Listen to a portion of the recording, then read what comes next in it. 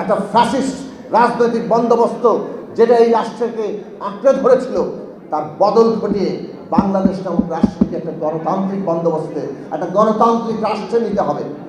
সেই রাষ্ট্রের নেয়ার মানুষের আকাঙ্ক্ষা যেটা, সেইটা আজকে রাজনৈতিক নেতৃত্বকে ধারণ করা দরকার। এইটা ধারণ করার উপরেই আপনি ইতিহাসে মানুষের মুক্তির যে কাফেলা তার অংশীদার হবেন, আর না হয় ইতিহাস আপনাকে ক্ষমা করবে না।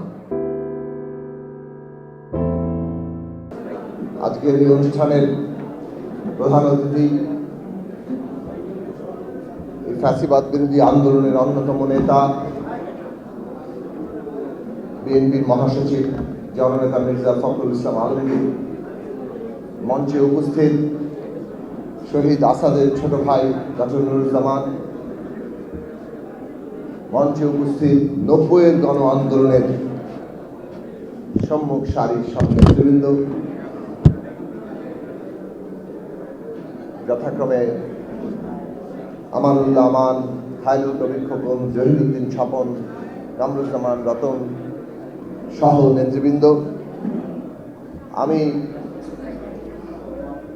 আমার পক্ষ থেকে এবং আমাদের দলের পক্ষ থেকে আপনাদের সকলকে শুভেচ্ছা জানাই, সালাম জানাই। আসসালামু আলাইকুম। সংক্ষেপে দু একটি কথা বলি।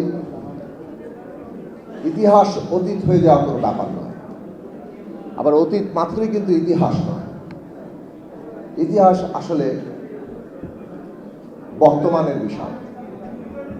অতীতের সেই সব ঘটনাই আমাদের সামনে ইতিহাস হিসেবে হাজির হয় যেগুলো আমাদের বর্তমানের জন্য প্রাসঙ্গিক থাকে। সেই কারণে ইতিহাসের উপর দখল কায়েম করা প্রত্যেক শ্রেণী, গোষ্ঠী, রাজনৈতিক শক্তির একটা বড় কাজ থাকে, যার যার নিজের মতো করে ইতিহাসের বয়ান তৈরি করা। কিন্তু কারটা টিকবে, কে শেষ পর্যন্ত মানুষের সার্বিক সংগ্রাম এবং মুক্তির স্বপ্নের কাফেলায় সাথী হবে, দিশা দিবে, সেটা নির্ভর করে সত্যনিষ্ঠতা আজকে। ইতিহাসের বয়ান তৈরি করলে সেই বয়ান যদি কৃত্রিম হয় সেটা টিকবে না। ফলে আমরা আমাদের দেশের ইতিহাসেরও নানান বয়ান দেখি, যে সমস্ত বয়ানের মধ্য দিয়ে তারা নিজেদের সংকীর্ণ ব্যক্তি গোষ্ঠী স্বার্থ রক্ষা করার চেষ্টা করে, একটা ভয়ঙ্কর অপশাসনকে জায়েজ করার চেষ্টা করে, কিন্তু সেগুলো টেকে না। মাটি ফুঁড়ে বেরিয়ে আসে মানুষের সত্যিকার ইতিহাস, মানুষের সত্যিকার গল্প, সংগ্রামের সত্যিকার গল্প। আমাদের স্বাধীনতা সংগ্রামে গণমানুষের যে ধারা, সেই ধারাকে চাপিয়ে দেওয়ার চেষ্টা করা হয়েছে। শহীদ আসাদ ছিলেন আমাদের গণমানুষের সংগ্রামের ধারার একজন উজ্জ্বল প্রতীক। রাজনৈতিকভাবে নিজেকে প্রস্তুত করে একটা সংগ্রামের সম্মুখ সারিতে যাওয়া এবং নিজেকে আত্মোৎসর্গ করা, এইটা নিজের মধ্যে অখণ্ডতার চূড়ায় পৌঁছালে, কথা কাজ চিন্তার যখন অখণ্ডতা সৃষ্টি হয়, একটা মানুষ সেই জায়গায় পৌঁছায়। আর একটা মানুষ যখন রাজনৈতিকভাবে সিদ্ধান্ত নিয়ে সেই জায়গায় পৌঁছায়, তার সাথে মহত্তম মানুষ ইতিহাসে আর কেউ হয় না। আসাদের মন্ত্র ছিল জনগণতন্ত্র, জনগণের গণতন্ত্র প্রতিষ্ঠার জন্য, স্বাধীনতার জন্য আসাদ লড়াই করেছেন। কিন্তু আসাদের স্বাধীনতার চেতনায় মানুষের মুক্তি ছিল, সেই মানুষের মুক্তি আসেনি। 69-এর গণঅভ্যুত্থানের পথ পেয়ে 71 সালের এত বড় লড়াই, লক্ষ লক্ষ মানুষের আত্মত্যাগ, সংগ্রাম, জীবন উৎসর্গ, এই সব কিছু পেরিয়ে মানুষ প্রত্যাশা করেছিল আসাদের সংগ্রামের উপর দাঁড়িয়ে বাংলাদেশের রাষ্ট্রের গতিমুখ কি হবে সেই প্রতিশ্রুতি ঠিক করতে হয়েছিল। এই রাষ্ট্র তার নাগরিকদের জন্য সাম্য, মানবিক মর্যাদার, সামাজিক ন্যায় বিচার প্রতিষ্ঠা করবে। কিন্তু 72 সাল থেকে যে রাষ্ট্র পতন হয়েছে, যে রাষ্ট্রের পরিগঠন হয়েছে, সেই রাষ্ট্র আসাদের স্বপ্ন কিংবা এই যে গণমানুষের আত্মত্যাগ, তার যে স্বপ্ন, তাকে বাস্তবায়ন করে। 53 বছর পরে আমরা নতুন আসাদকে দেখেছি, আবু সাঈদ, যিনি দুই হাত প্রসারিত করে স্বৈরাচারী ফ্যাসিস্ট সরকারের গুলির মুখের সামনে দাঁড়িয়েছেন। আসাদের মৃত্যু, আসাদের শাহাদাত যেভাবে পুরো পূর্ব বাংলার মানুষকে একটা আবেগীয় বন্ধনে একত্রিত করেছিল, 53 বছর পরে আবারও সে আবু সাঈদের শাহাদাত সমস্ত বাংলাদেশের মানুষকে ওই আবেগীয় বন্ধনে বেঁধে দিয়েছে। মাঝখানে 90 সাল গিয়েছে। 90-এর গণঅভ্যুত্থানে আমরা দেখেছি কিভাবে নূর হোসেন কিংবা জিহাদ যখন শাহাদাত বরণ করেন, পুরো ছাত্র সমাজ এক নতুন আবেগীয় বন্ধনে যুক্ত হয়, সর্বদলীয় ছাত্র সংগ্রাম পরিষদ গঠিত হয়।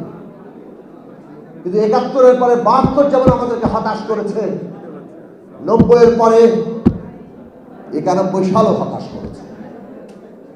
এই সত্য মানতে হবে। এই সত্য আমাদের ইতিহাসের বাস্তব। বাংলাদেশের মানুষের কাঙ্ক্ষিত যে গণতান্ত্রিক রাষ্ট্র সেটা প্রতিষ্ঠিত হয়। একটা নির্বাচন করতে পারি নাই, একটা নির্বাচন করা যায় না, এই রকম রাষ্ট্র গড়েছে 53 বছর। এত মানুষের আত্মত্যাগ। আজকে আবু সাঈদ এবং এই হাজার শত যে আত্মদান, হাজার হাজার তরুণরা তাদের অঙ্গহানি ঘটেছে, চক্ষু হারিয়েছে, তাদের আত্মদান যেন আবারও বেহাত না হয়, আবারও তাদের আত্মদান যেন ব্যর্থ না হয়ে যায়। বাংলাদেশ একটা গণতান্ত্রিক রাষ্ট্র হবে। এইবার অনেক সুস্পষ্টভাবে সেই লক্ষ্যকে একটা রাজনৈতিক কর্মসূচিতে পরিণত করা হয়েছে। বিএনপির মতো বড় দল যারা এই রাষ্ট্র ক্ষমতায় ছিল, এই রাষ্ট্র ক্ষমতার যত দোষগুণ তার অংশীদার বিএনপিও, তারাও এই রাষ্ট্র ব্যবস্থা বদলাতে হবে এই সিদ্ধান্ত এবং এই কর্মসূচির সামনে রেখেছে। কাজেই এইটা বাংলাদেশের জন্য একটা ঐতিহাসিক মুহূর্ত। আজকে বাংলাদেশের সমস্ত মানুষের সচেতন হওয়া দরকার। আমরা 31 দফা যুগপৎ আন্দোলনে দিয়েছি, রাষ্ট্র ব্যবস্থাকে গণতান্ত্রিক করতে হবে।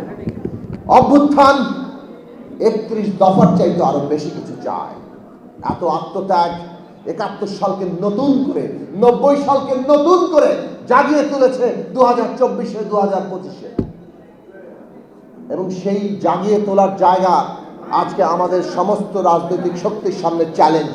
কিভাবে আমরা মানুষের সেই স্বপ্ন প্রত্যাশা পূরণ করব, কিভাবে ইতিহাসের সেই মশাল আমরা আজকে পর্যন্ত নতুন করে জ্বালিয়ে নিয়ে যাব এবং এগিয়ে নিয়ে যাব। বাংলাদেশের এই বছরটি অত্যন্ত গুরুত্বপূর্ণ। এই বছর বাংলাদেশ রাষ্ট্রের নতুন পরিগঠন হবে। একটা ফ্যাসিস্ট রাজনৈতিক বন্দোবস্ত যেটা এই রাষ্ট্রকে আঁকড়ে ধরেছিল, তার বদল ঘটিয়ে বাংলাদেশ নামক রাষ্ট্রকে একটা গণতান্ত্রিক বন্দোবস্তে, একটা গণতান্ত্রিক রাষ্ট্রে নিতে হবে। সেই রাষ্ট্রের নেয়ার মানুষের আকাঙ্ক্ষা যেটা, সেইটা আজকে রাজনৈতিক নেতৃত্বকে ধারণ করা দরকার। এইটা ধারণ করার উপরেই আপনি ইতিহাসে মানুষের মুক্তির যে কাফেলা তার অংশীদার হবেন, আর না হয় ইতিহাস আপনাকে ক্ষমা করবে না। আজকে বর্তমান অন্তর্বর্তী সরকারকে বলবো, আপনারা ইতিহাসের এমন একটা সন্ধিক্ষণে দায়িত্ব নিয়েছেন, যেই সন্ধিক্ষণে আমাদের দেশের রাষ্ট্রের নতুন পরিগঠনকে সম্পন্ন করা, তাকে সহায়তা করা, এগিয়ে নিয়ে যাওয়ার দায়িত্ব সমস্ত স্টেক হোল্ডারকে, সমস্ত অংশীদারদেরকে একত্রিত করে ঐক্যবদ্ধ রেখে ন্যূনতম জাতীয় ঐক্যমত্যের ভিত্তিতে এই রাষ্ট্রের গণতান্ত্রিক রূপান্তরের কাজটি আপনাদের সম্পন্ন করতে হবে। যদি অংশীদারদের মধ্যে দূরত্ব তৈরি হয়, আপনারা এমনভাবে রাষ্ট্র পরিচালনা করেন, রাজনৈতিক উত্তরণের দায়িত্ব পালন করেন যেখানে বিরোধ সৃষ্টি হয়ে যাচ্ছে, তাহলে ইতিহাসের দায় থেকে আপনারা মুক্ত হবেন না। কাজে অন্তর্বর্তী সরকারের অত্যন্ত সতর্কভাবে এই রাষ্ট্র পরিচালনা, এই ঐতিহাসিক মুহূর্তে আপনাদের দায়িত্ব পালন করতে হবে, যাতে রাজনৈতিক দল, শিক্ষার্থী এবং সকল শ্রেণী পেশা মানুষের যে অংশীজনেরা আছেন তাদের মধ্যে কোনো রকম দূরত্ব সৃষ্টি না হয়, তাদের মধ্যে ন্যূনতম জাতীয় ঐক্যের মধ্য দিয়ে আমরা এই রাষ্ট্রকে গণতান্ত্রিক এবং আকাঙ্ক্ষিত জায়গায় নিয়ে যেতে পারি। সেই দায়িত্ব আপনারা পালন করবেন, তবেই আমরা কেবল আসাদ, নূর হোসেন কিংবা জিহাদ কিংবা আবু সাঈদ সহ অসংখ্য শহীদের এই যে এক একটি নাম, এটা কেবল তাদের ব্যক্তি নয়, সমস্ত শহীদের যে তারা এক একটা প্রতীকী প্রকাশে পরিণত হন, সেই প্রতীকী জায়গাগুলোকে আমরা ধারণ করার চেষ্টা করি, সেই জায়গা সাফল্য লাভ করবে। বাংলাদেশের মানুষের ওই যে গণমানুষের ওই যে মহাকালের কাফেলা, সেইটা বহাল থাকবে। তাকে দাবিয়ে রাখতে চাইলেও দাবিয়ে থাকবে না। ইতিহাসে ক্ষণে ক্ষণে বারে বারে এই আসাদেরা, এই আবু সাঈদেরা জন্ম নেবে এবং তারা আমাদের কাঙ্ক্ষিত মুক্তি না হওয়া পর্যন্ত লড়াই চালিয়ে যাবে। সেই লড়াইয়ের শক্তিটা গড়ে তোলা দরকার। আসাদের স্বপ্ন ব্যর্থ হওয়া, জিহাদের স্বপ্ন ব্যর্থ হওয়ার সাথে বাংলাদেশে গণতান্ত্রিক রাজনৈতিক শক্তি গড়ে না ওঠারও একটা সম্পর্ক রয়েছে। আজকের বাংলাদেশ দাবি করে বাংলাদেশে একটা সত্যিকার গণতান্ত্রিক রাজনৈতিক শক্তি গড়ে ওঠার।